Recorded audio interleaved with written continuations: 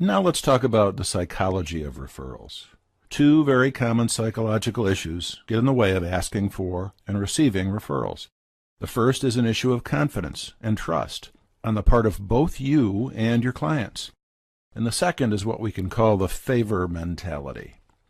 As to the first, you may subconsciously feel unworthy of receiving referrals. You'd be surprised by how many really great professionals feel this way. On the other side of that coin, your client may not have yet developed the requisite level of trust in your services and may not want to risk giving a poor referral to his friends or family. The second psychological hurdle is the feeling that you're asking your client to do you a favor.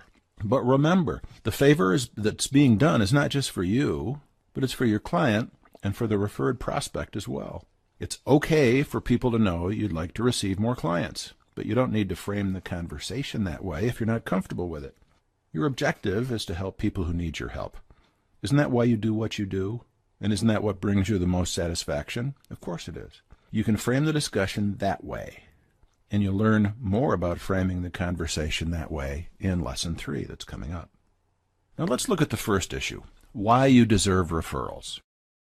One of the objectives of this course is to help you gain more confidence about your work so that you'll know, and I mean really know, that you deserve referrals. You have the tools, you have the talent, you work very hard, and you have probably many satisfied clients. But you still might not have enough confidence in your true value. That's okay, as I said. It's a very common thing. And let's look at some of the reasons you deserve referrals. First, why do your clients tell you they've referred you? Does it have to do with your special training, your personality, your particular focus? Does it have to do with the respectful way that you treated your clients or a unique client experience that you provide? Take a few minutes to really consider what you have to offer. Take out worksheet 1.1 in your companion workbook and list 10 reasons you believe you deserve referrals. And you get bonus points for adding more. To get you started, I'll give you 10 of my reasons. It took me less than 5 minutes to come up with this list, and you can even do better than that.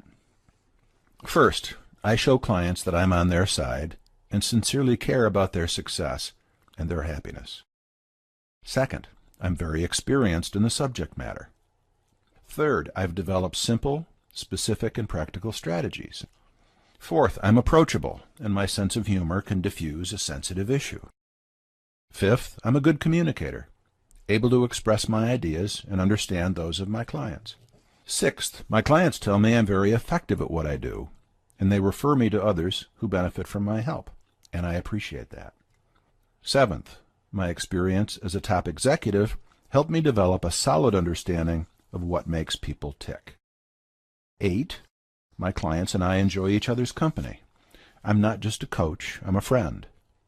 9, I continue to learn from my clients so that I can help them and others develop different methods to overcome their individual challenges.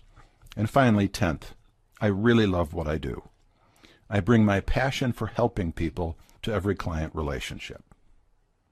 Now, those weren't difficult. Those are fairly obvious. Some apply to you, some may not, but you have your own reasons, and you can come up with a nice list of 10 or more reasons about what makes you special. Reasons why you deserve referrals. Filling out worksheet 1.1 will give you a better grasp of what makes you special. But when you do that, your work isn't finished. Not until you really accept your reasons as a part of who you are.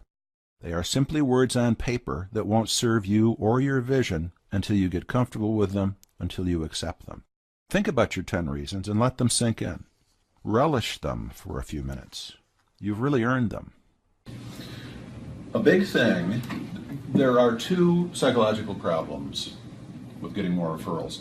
One is the favor mentality, where we hesitate to ask our clients to do us a favor because they pay us and we don't want to put them on the spot, and so we hesitate to ask them. And as I mentioned before, there are favors involved, but there are actually 3 favors involved. There is the favor of your client giving you a referral. It's a favor to you. But your client, when they give a good referral, also look good to their friends and family and whoever they made the referral to. So that's actually a favor that you're enabling them to have. It's a favor you're doing for them. You're enabling them to look good. And then the biggest favor of all is the favor that the top of the pyramid, the new client, is getting, because this is the person with a need, with a problem, with an issue. And by learning about you, you are able to help them by doing what it is that each one of you does. So one of the things to get over the favor mentality is to realize that referrals are not just a favor that your client's doing you, but the big favor is the one that you're doing by helping this person. So we'll talk about that a little bit more another time. But the favor mentality is a psychological issue. And then there's the big one, which is we don't ask for referrals because we lack the confidence that we deserve referrals. And this applies to most people, even high-powered trial lawyers like you, people who have been in business for 50 years. They, inside, so many of them, you'd be surprised, are hesitant about asking for referrals because they don't feel like they deserve them. Now, I bet that's true of you. Is that true of you? You don't feel like you deserve a referral? You have to say yes, because otherwise the whole course is just going to Yeah. Thank you. Sometimes I knew it was true. Yeah, sometimes when I'm starting out with a new account, I try to set expectations low and appropriately, and I know that I can do really well out of the gate, but sometimes it doesn't go as well immediately as I expected. So there's that like couple days where I'm just kind of fine-tuning things on the account where I just don't feel very good about how the results have been. Kind of disappointed with myself for not getting it like perfect immediately. But once I get going with an account, I'm really confident. Like my worst account right now has a 31% return on investment. So I think I definitely You do that all year. Yeah, I definitely think I do deserve them. But sometimes there's those like little brief moments where I'm like, oh, what am I doing? Right. And if you feel that your clients certainly must be thinking it, at least you think so. Did you have a chance to list the 10 reasons you deserve referrals? I did. Do you have them with you? I do. Right here on Would you tell us what they are? So one of them is I'm among the best statistically. So there's the way we kind of track success in this industry is with conversion rates. How many people do the thing that we're spending money to try to get them to do? Right. And if you have conversion rates that average over 11.45%, then you're considered an AdWords unicorn. And unicorn? Yeah, because we're so rare and magical. Yeah, it's just ridiculous. It is extremely ridiculous. But that's the term. Right. Yeah, this company WordStream coined it. Okay.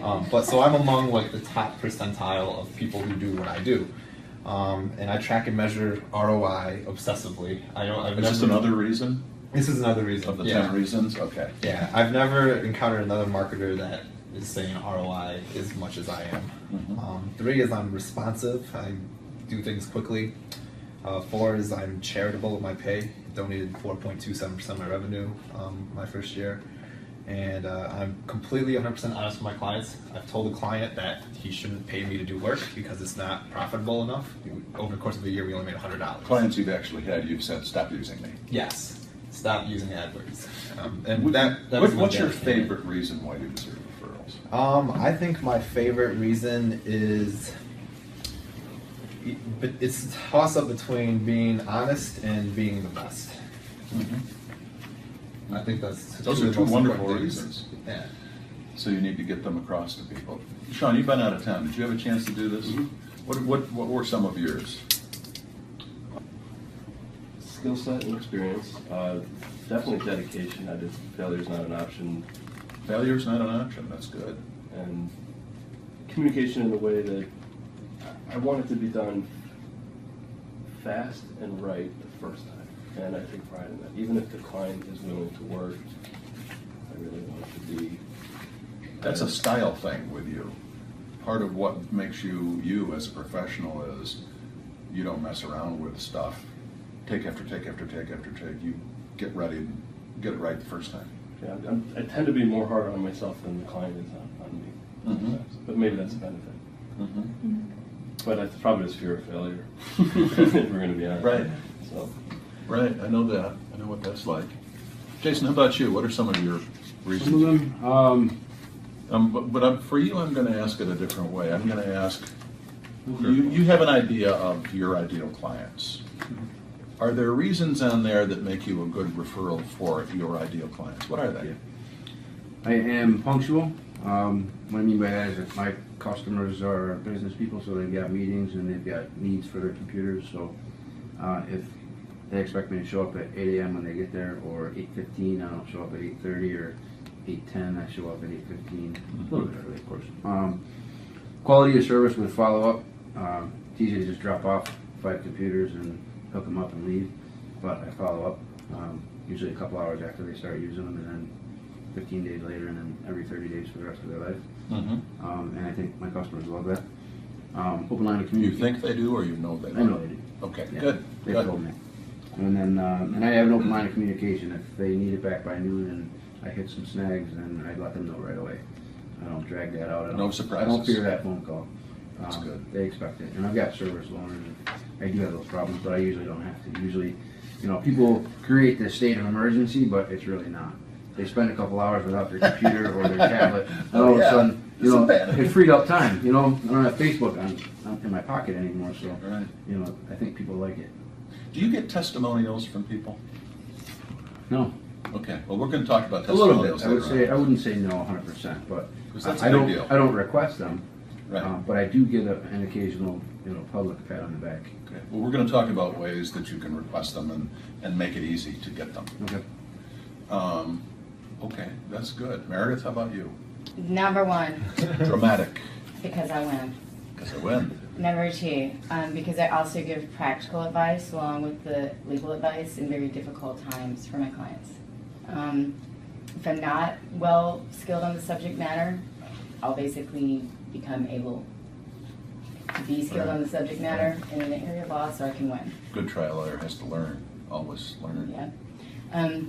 I prepare my clients for the possibility of losing if they have a hard case, just so they're not shocked.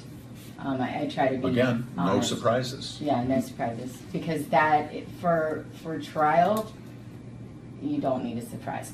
I'm a resource of information for my clients, and I'll answer any questions they have. I am friends with, I would say, some of my clients, not all of them. Let me ask you this I then. can't be friends with some of them. Those are all wonderful reasons. I know, it's tough. It's a tough job you've got. Those are all wonderful reasons. Do you really feel you deserve referrals? Oh, yeah. Why? Because I work really hard. I think my work ethic equates to my success in the courtroom. And that goes hand in hand with my relationship. While they're going through the process, I'm very close with the client. And it's kind of hard for the client afterwards, because then they're like still calling me on my cell phone. And Let me point this out, though. There are people out there, even though you deserve, all of you deserve referrals, there are people out there whose referral you don't deserve and don't want. For example, if Exxon had an antitrust case, you don't deserve a referral for that. no, and I don't want it. Right. So it's important, and that's an extreme example, but it's always important as we go through this to remember you deserve referrals, but exactly what is it that I deserve referrals for? There's definitely specific areas. And what is it, most important of all, that I really want to do and the kinds of clients I really want to work with? Okay. Like Desiree, you do some charitable work. Those are clients you really want to work with. I mean, it's like a double-edged sword, because yes, that's what I want to do, but it doesn't drive me more revenue. Right, doesn't pay your bills. So What are some of your reasons about why you deserve referrals? Aside from being good at what I do and getting results, I'm really passionate, not only about acupuncture and healthcare, but about my patients. I'm also very optimistic about people's health and people finding a way to get healthy. I'm very stubborn. I will always try something different with what I'm doing, and I know when to refer out. It's not. So what do I say to people? I say, I really want you to get better, and I don't really care how it happens. because sounds like you're really on their side, I am. And which all of you are. I but think in that's- healthcare, there's not enough optimism, and I feel like if you're not an optimist, you shouldn't be in healthcare. Mhm. It's a really obnoxious thing to Yeah, say, yeah. but nobody says it. Yeah. Do you know what I mean? All of these people get death sentences from their doctors, and I would never issue Right. such a thing. I don't like permanent. I don't like terminal. I don't like those words. I think Good for you. get out of the field. That's different. So you have a real your own perspective on it. Interesting. Like a wellness perspective. Yeah. Yeah. How many of you have clients who you all have a list of your 10, and there are many more reasons why you deserve referrals. How many of your clients know those reasons? I think a lot of my clients do. Do they? Mhm. Okay. Paul? Probably none of them. Well, then we're going to work on that, aren't we? We're going to work on that. Really? Not even one? What do you mean by that? I think it comes down to that people don't fully understand what I'm doing. So it's like, oh, computer or something? Talk to Paul. So like I've had referrals to actually like fix broken computers before. So it's like they think And you computer. know what? That's not what you like to do. No, I mean I fixed the computer. Right. But Because you needed $100. yeah, Okay. yeah. But some people send websites to me, and like websites isn't a big thing that I want to do. But I'm starting to think maybe I'll have to do it. I don't know. I have to figure it all out. I would like you to wash your mouth out with soap for saying that, because you will not have to do that. Well, my thought on it is I just like twice now I've had clients where somebody had like professionally built and developed a custom website and then completely screwed the client, and then so now instead of having their like custom built site, I turn around and just turn like a WordPress template into a website, and now the website's actually functioning as something that drives revenue. And so the fact that so many people do it so badly, and I have to work on those platforms to do what I do, it's almost easier to say, yeah, I'll do your website and then we can do your pay-per-click. But they are not your ideal client. No. Okay. And you may find that if you take those situations where they need a good website done and find somebody to refer those clients to, Yeah. that person I will would love refer that. their clients to you for pay-per-click. When we talk about referral materials in your pamphlet, we're going to talk about a 3-part message on your pamphlet. One is going to be, I have a problem, which is what, Jason, you just said. I have a problem, I have a website that doesn't work. And then the second piece is, well, I do that, which in this case, Meredith wasn't saying she does it, but she says she knows somebody who does it. And then the third piece is a testimonial, in this case from Paul, saying, yeah, she does it and she's good. So later on, we're going to talk about your referral brochure and those 3 pieces and how to get them.